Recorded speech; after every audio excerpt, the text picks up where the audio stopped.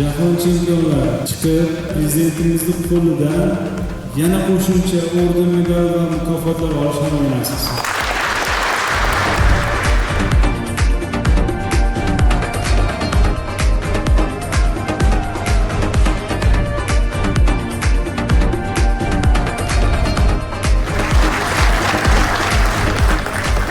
Hamma joyda ko'rasizlar, har bir qadamda yangi O'zbekiston islohotlari, yangiliklar, bu shuncha qisqa muddatda bunday o'zgarib, mana bunday universitetlar, qurilishlar, bitta universitetda aytyapman, men boshqa joyga chiqib, mana shu universitet ichidagi yangiliklar, buni hazm qilish o'zi emas.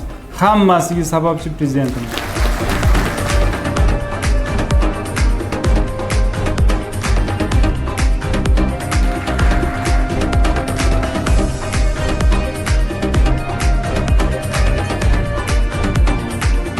Biz bu davrni paxtada bo'lardik. O'shanda hokimlar bizdan paxtani rejasini talab qilardi.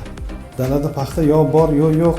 Bir shunday bir muhit bo'lardi. Prezidentimizga ming rahmat. Bugun o'qituvchi bir kishining qo'liga qaramaydi. Muhtaram prezidentimizning siyosiy irodalari bilan bugun ta'lim o'zini o'rniga qaytdi.